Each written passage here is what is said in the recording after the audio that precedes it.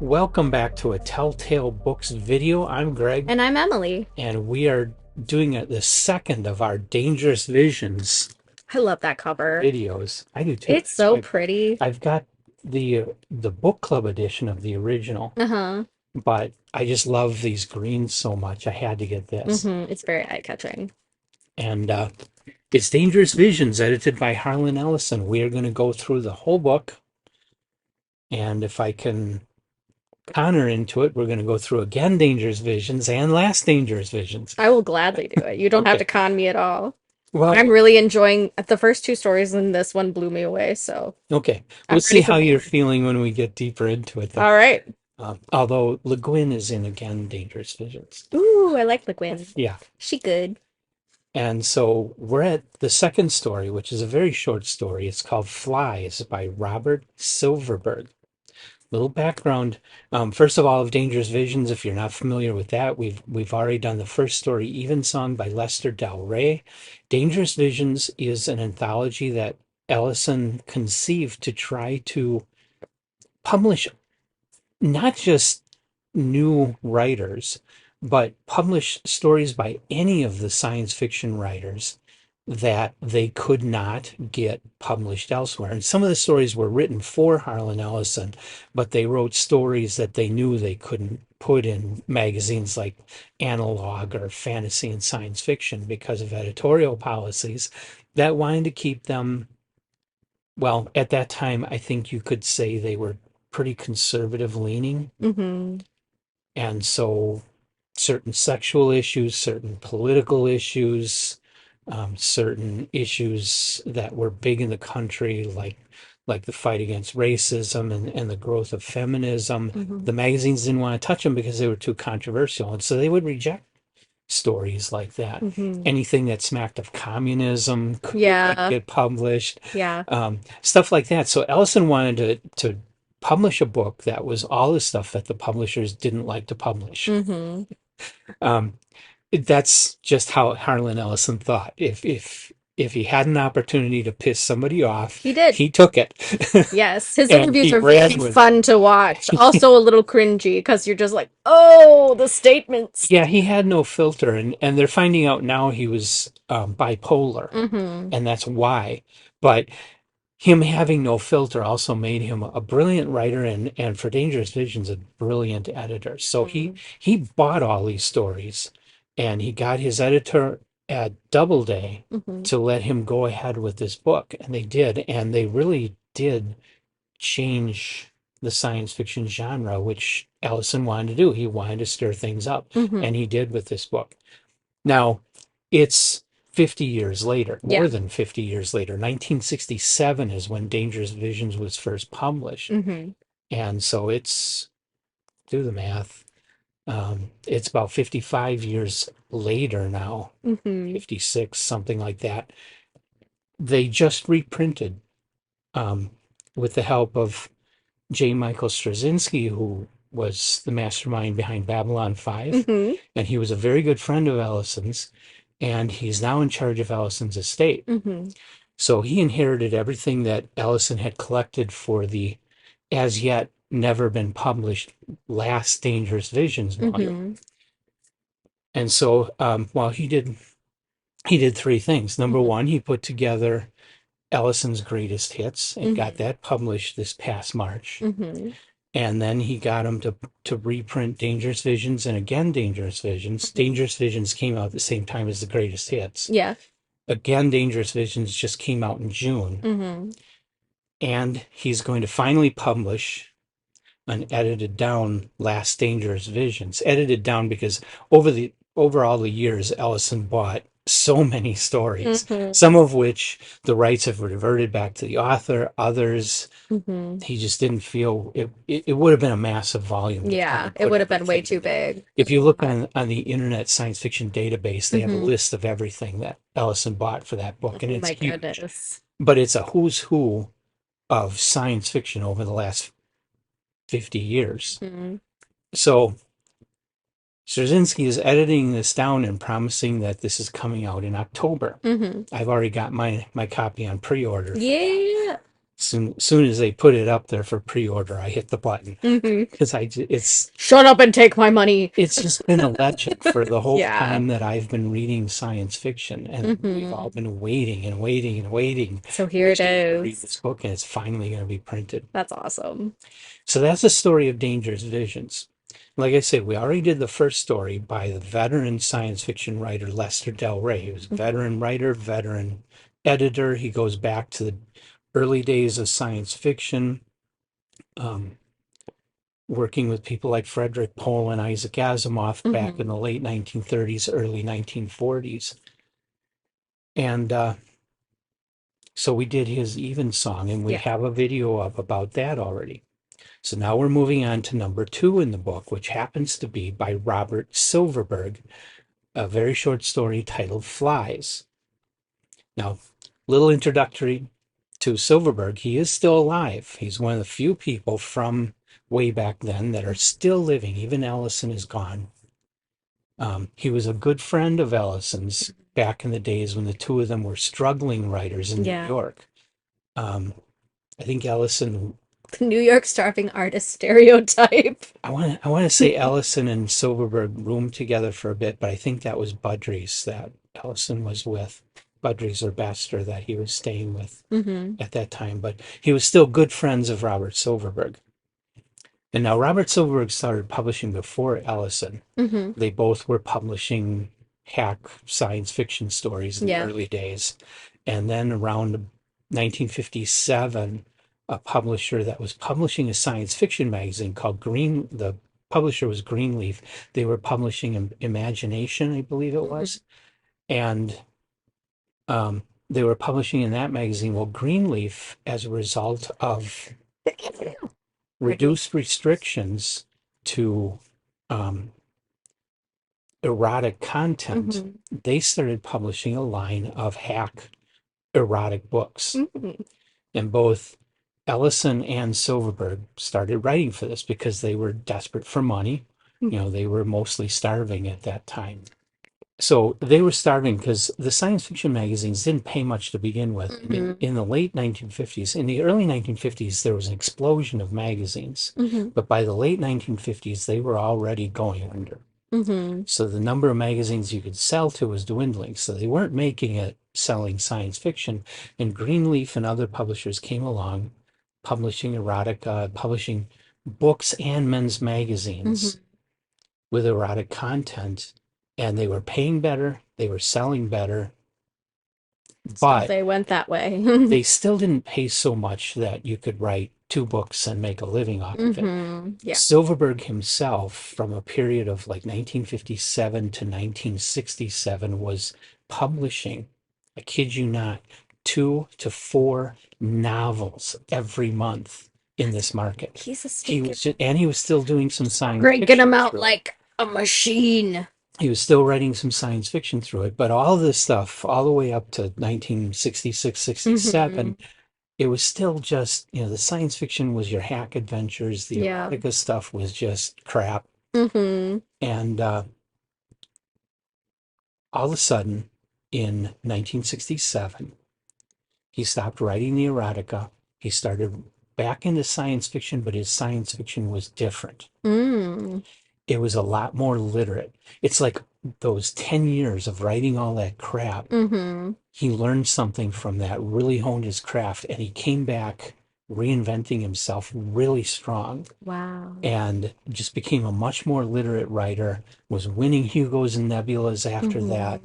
Um, and he's still alive today. He's not writing fiction anymore. He still has a column in one of the magazines. I think it's Asimov's. Hmm. For a long time, he had a monthly column in Amazing Stories, but Hmm. Amazing Stories hasn't really been around much.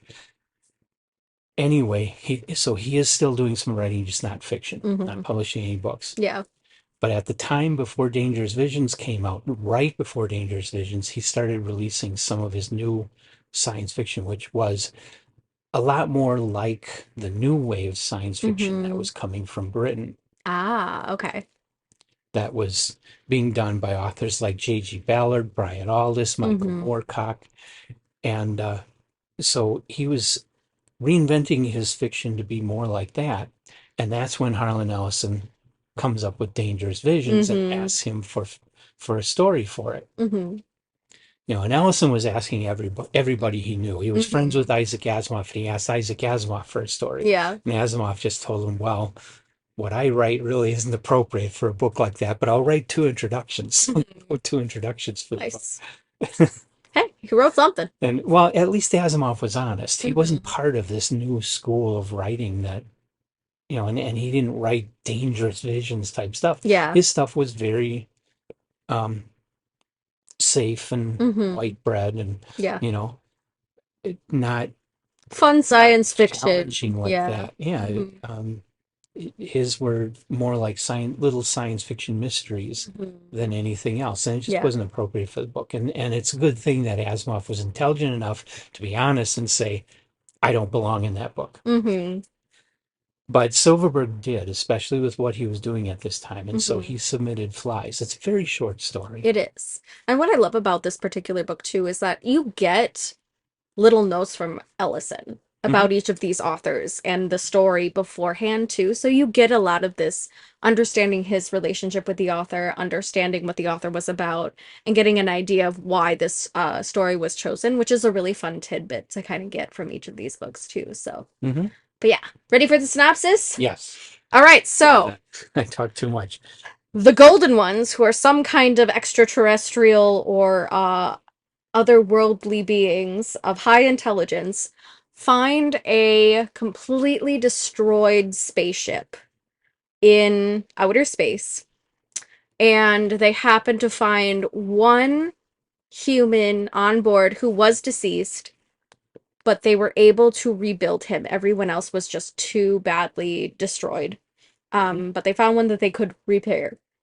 So they repair him and ship him back to Earth. Um, but when they repaired him, they magnified the intensity of his experience of other people's emotions Hmm.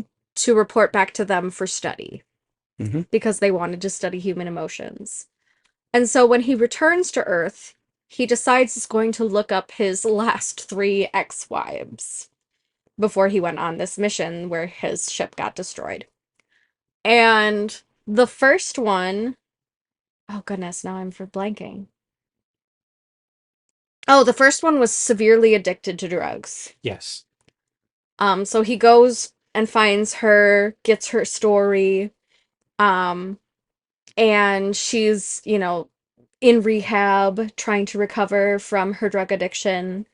And so he's like, is there any way I can help you? And she doesn't really answer him, but he gets the sense of longing for the drug, so he goes and buys more of the drug and gives it to her, and she Hmm. dies Hmm. from an overdose. Yeah. So that sorrow and distress and the concept of addiction is what he reported back to the Golden Ones. Hmm. The second one was a woman who basically he divorced and she married for money. So she ended up happy enough, getting everything she wanted, and she had this beautiful alien pet thing, and nice house, and nice cars, and nice clothes.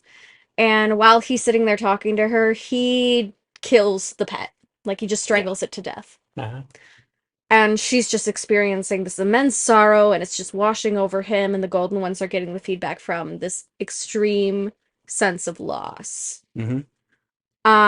And then the last one, who was the wife he had for the shortest amount of time, decided to get artificially inseminated and be pregnant, but she was not, had no intention to remarry. So he's getting that kind of information from her of how she's built her own happiness, decided to be this strong, independent woman, and then he basically beats her up until he kills the baby. Hmm. Um, and it's aborted. Yeah. And the deep sorrow and pain and anguish that she's experiencing is what gets reported back to the aliens. And this whole time, the aliens weren't necessarily looking to research happiness.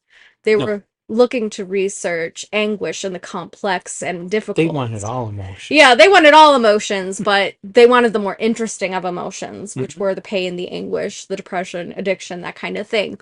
Hmm. So then they decide, I I feel like we kind of altered the experiment in a bad way because we're having you report back their emotions, but really, we also want yours.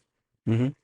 And so he's just horrified because in this process, his emotions just got overshadowed by everybody else's, so he didn't feel a sense of anguish and remorse. Right. So he kind of goes on the run to try and flee from them, but they find him anyway because they're hyper intelligent. They grab him, they adapt him, and then he has to live with having done all of this stuff and being hyper aware. Hmm. And that's pretty much how it ends. But it's based around this quote of the gods treating humans like flies. Right. And I think that's like an old Greek from a Greek something. I can't remember specifically who said it or what it was from. Let's see if I can find it. Yeah. So the whole concept though was about surrounding this idea that gods treat humans like flies, like we're nothing to them. Hmm. And so he's kind of feeling that way because now he's been removed emotionally from everybody, but he can experience their emotions and kind of have this concept of study because of what the Golden Ones did to him. But when he is able to feel his own emotions, it just goes downhill from there. Hmm. But yeah, it was just a really interesting story of human nature and what it means to be human, but it was also a really interesting story of perspective of what humanity appears to be outside of itself, Hmm. which I really enjoyed a lot. And I can't find Yeah. anything saying what the quote is from, but Yeah. um, yeah, it's definitely very different from what Silverberg wrote in his early days Hmm. with science fiction, and very different from science fiction in general Hmm. before the new wave Yeah. came along in the 60s. It fits very much into the new type of science fiction they were after at that time. A little more literate, a little more thoughtful, a little more humanity to it, Hmm. and not just focused on math and science. Yes. Yes. So it was a little bit more on the fantasy side, in my opinion, than it was really science fiction, other Yeah. than the extraterrestrials and being able to do interplanetary travel. Hmm. This was more of a fantasy style book in a lot of regards, Hmm. or fantasy style story, but I enjoyed it quite a bit. I thought it Yeah. was very interesting. Yeah. Um, Here's the big question we're asking with every one of these stories. Is it a dangerous vision? Is this going to piss anybody off?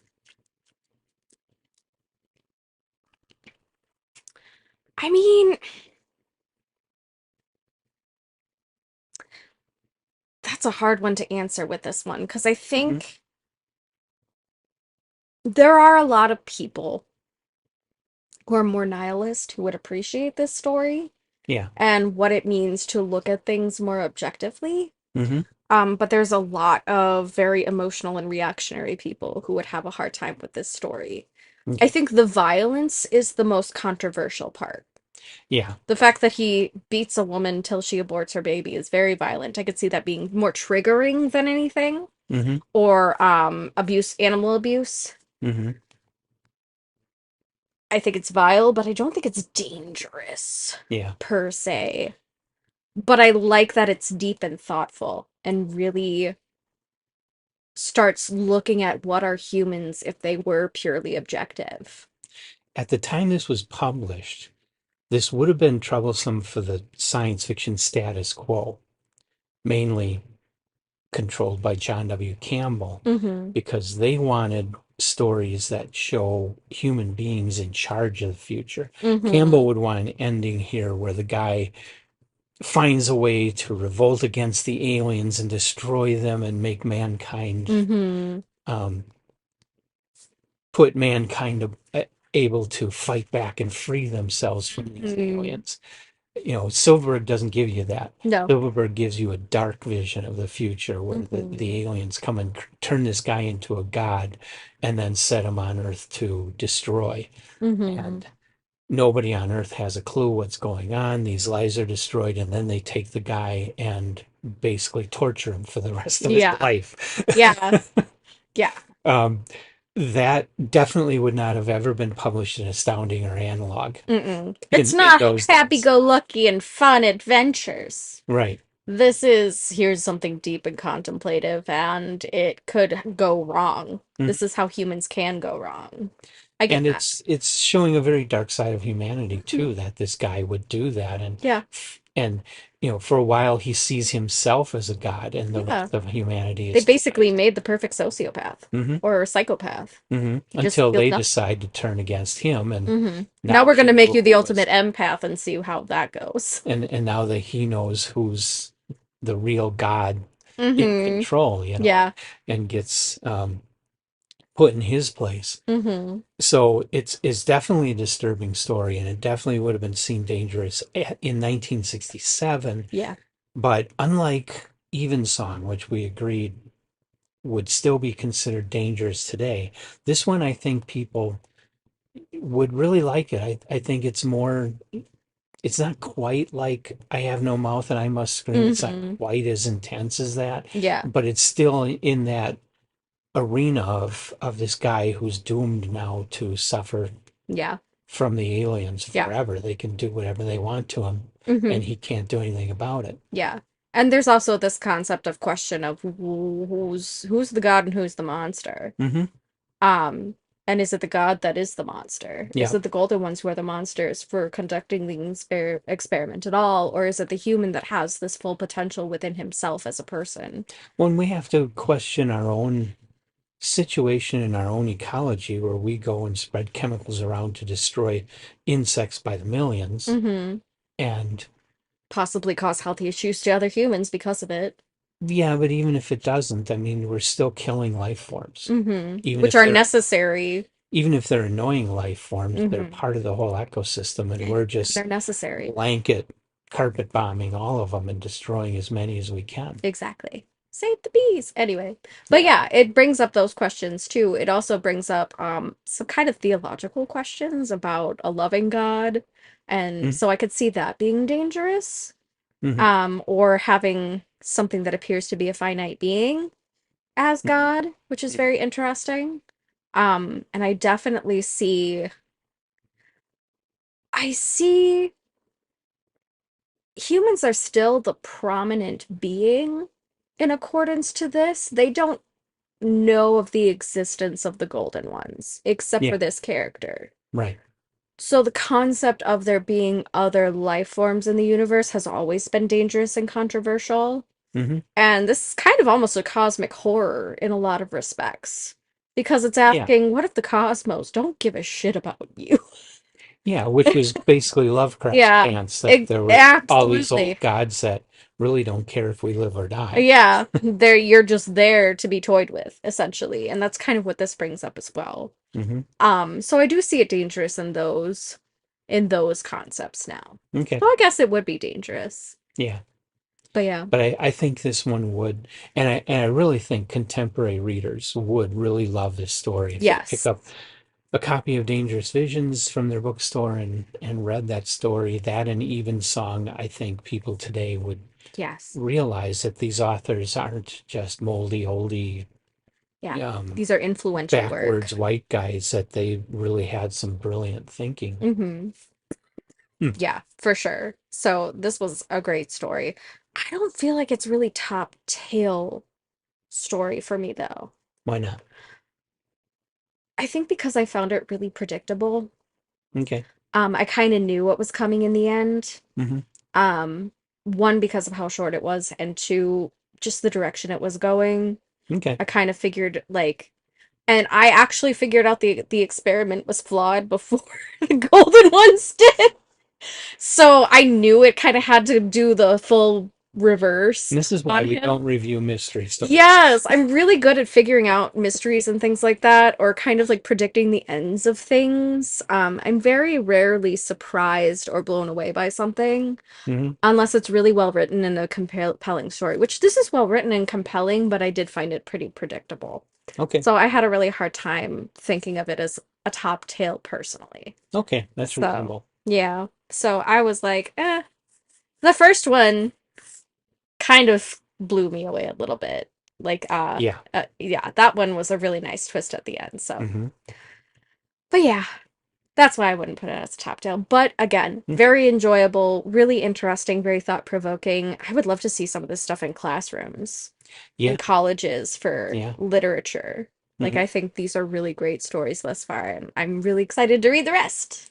Well, and that was something Harlan Ellison crusaded for, is the fact that, first of all, a lot of past science fiction in 1967, a lot of the science fiction of the past was just pulp crap, Mm-hmm. and he wanted to write something better, but he and other writers were writing better things in the 60s, but they were fighting against this perception that it was still pulp crap. And Mm-hmm. he wanted to change that to the point where he didn't even like calling it science fiction anymore. He didn't like being pinned into that genre ghetto. He Mm-hmm. wanted to be taken seriously as a real writer. Mm-hmm. And he felt that in 1967, that wasn't possible Yeah. if you were writing anything considered science fiction. Yeah. Because it was so outside the norm and there was so much censorship still. Yeah. Yeah. So that's a lot of what he was doing here, is trying to bring the level of quality up Mm-hmm. and push the boundaries and break down some taboos Yeah. and get people pissed off at him, which he Well, he excelled sure at. did. He sure did. Yeah. But yeah. But he So overall, also he also opened a lot of doors for science mhm, fiction writers after that. yes, which I think was necessary. If we want to have a more, the value of science fiction as a literary genre can't ever be ignored. And the same goes for fantasy. Like, it's all relevant. Hmm. It is all relevant to understanding people. And I find a lot to that diving into stories like this that maybe might be more controversial, but I find humans are much more themselves when they're not themselves at all. Yeah. So taking them and putting them in these extreme contexts is, I think, a great way for humans to even understand humanity and to build empathy Hmm. and to build an understanding of how the world actually works versus how it could work if we tried to do everything that people flippantly would say, like, wish we're all just robots and we didn't have to feel things, or, Yeah. stuff like that. Or people saying a fit of rage or frustration. That's Hmm. what this looks like. Hmm. And I like stories like this being very important in that manner. Hmm. So yeah, that's all I really got to say about this one. Okay. It was a nice, short, quick read, very fun. It is. Highly recommended. Yeah. And I think the next one's going to be a little longer, Hmm. and we go back to one of the old school authors, Frederick Pohl, The Day After the Day the Martians Came. And Ooh. that one, oh no, it's still very short. It's itty bitty. Yeah. My Still only a word. few pages long. So cool. Very Easy, nice. easy and quick to read. Heck yeah. We might have to do two then. Okay. I'll We'll do schedule it. it. Let's do it. All right. But yeah, So yeah, I really enjoyed the story too. yeah, it was good. But I agree with what you say, that it falls just, it's really good, but not quite Yeah, it's up at not top top hell tail worthy territory. to me yet, but Hmm. still very, very well done. Hmm. So yeah, have you guys picked up Dangerous Visions yet? Go buy it. Go get it. Let us know how you like it. Read Flies. Let us know how you felt about that. Anything else by the author or Harlan Ellison? We'd love to hear your comments, questions, concerns, snide remarks, even, though we might delete you if it's too snide. Yeah. Don't be a jerk. Um, but yeah, so thanks for joining us, guys. Like and subscribe, and we'll see you next time. Bye. Bye.